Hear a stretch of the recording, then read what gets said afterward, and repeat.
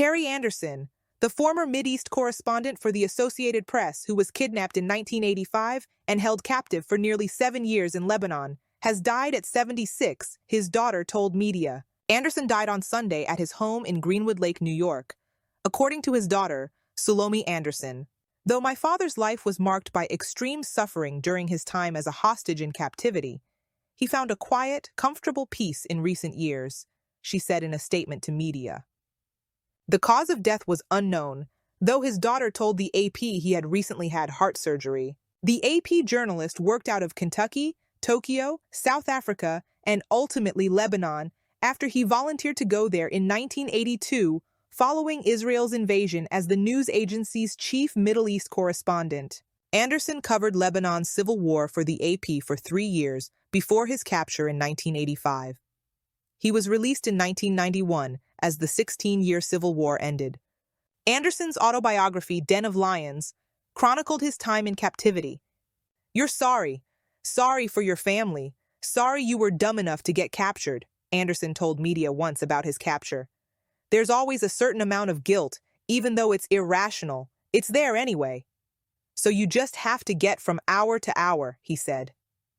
I know he would choose to be remembered not by his very worst experience, but through his humanitarian work with the Vietnam Children's Fund, the Committee to Protect Journalists, homeless veterans, and many other incredible causes, his daughter said.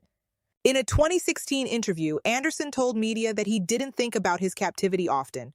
"I had my life back, and it was turning into a very, very good life," he said. Anderson was born in Ohio, moving at age 6 to a chicken farm in upstate New York. After graduating high school, Anderson joined the Marines and went overseas almost immediately, first to Japan, then Vietnam. That experience as a combat correspondent shaped Anderson before he left the military at age 23 as a staff sergeant. He'd also discovered his calling, journalism. Heading to Iowa for Marine recruiting duty, Anderson enrolled and graduated from Iowa State University, took a job at a radio station, and worked briefly for the Associated Press. Many foreign nationals, including Anderson's first wife and then young daughter, had evacuated Lebanon due to the sprawling war there in 1983. But Anderson stuck it out. He even found love again in a Lebanese woman named Madeline Basile. She was 6 months pregnant with their child when he kissed her goodbye the morning of Saturday, March 16th, and headed out to play tennis. Amid all the dangers he chronicled daily, Anderson persuaded himself he was safe. "That's what got me kidnapped, arrogance," he later told media.